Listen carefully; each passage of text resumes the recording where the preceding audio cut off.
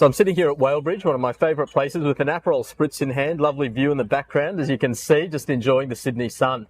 So I just thought I'd share one of the case studies that I recently finished with.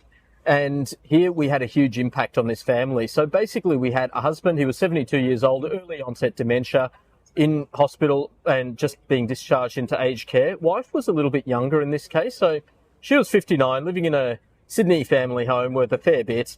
And they had about $1.2 million in superannuation. Now, with this family, they actually had their own financial advisor who, when they initially started seeking aged care advice, they went and saw their advisor who worked for their super fund, who basically explained the basics of RADs and whatnot, but fortunately told them that it's probably worth them getting some more specialist advice. And that's how they came and saw me.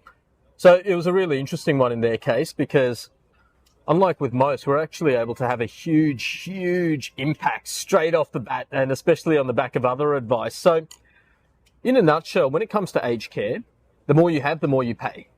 And that most means tester payments. Now, with this family, they weren't receiving any kind of age pension either, and nor were they entitled to it with their financial situation at the time. But because they were going into aged care, we needed to look at restructuring their situation a little bit. So because the wife was under the age pension age of 67, it was really great. What we were able to do is, and a lot of the superannuation was actually sitting in her name. So what we did was, interestingly, we were able to roll it back from pension phase where the money gets paid out, 0% tax, perfect advice about how it was set up. But we were actually able to roll it back into accumulation phase, and then it meant that it wasn't being assessed.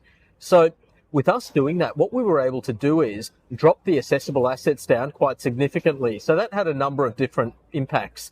First one was, I'll start with the bad. Normally you start with the good, but it meant that they'd pay more tax. They'd be paying 15% instead of 0%, which that's, prior to aged care, we wouldn't have done that.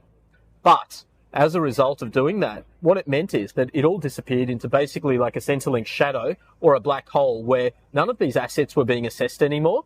And what that meant was that, firstly, age pension eligible, pensioner concession card, rates became cheaper, medical expenses became cheaper, which is more relevant with the husband's increasing costs.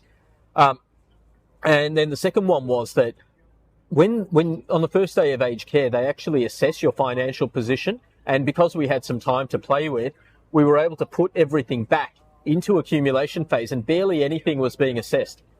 Ship in the background. Oh, I love this place. But anyway, so they were able to, none of these assets got assessed except for a few things that remained in the husband's name. So we were able to roll back a few things, do a withdrawal from the husband's super, and then put it into the wife's name and then roll it back. So effectively, very little was being assessed. So the husband was able to enter in as a low means resident, and the nursing home that the husband was going to were quite happy to accept a low means resident too, without any change in, they had the same rooms, whether you're a full fee or a low means. So what it meant is that they paid, it worked out to, I think it was about a third of the cost, somewhere between a half and a third, so significantly cheaper. So now we had age pension for the husband, we had a low means resident, and the family were looking at, do they have to cash out their superannuation? Would they have to sell the family home? Would they be required to downsize? Which are all valid questions. The answer to all of them was no, as a result of the advice that was given. Right. Part of the family know, obviously, that they're going to have to review their strategies closer to when the wife, in a few years' time, at around, once she hits the age of 67, then everything will be assessed. Everything will change at that point. And we do have to monitor everything else, but it was a phenomenal outcome for this family. So now they're no longer worried about how they have to fund their aged care expenses. The husband, he's going to get his care looked after, mostly supported by the government. He's got an age pension that's going to cover a lot of it, which they never thought they would ever get.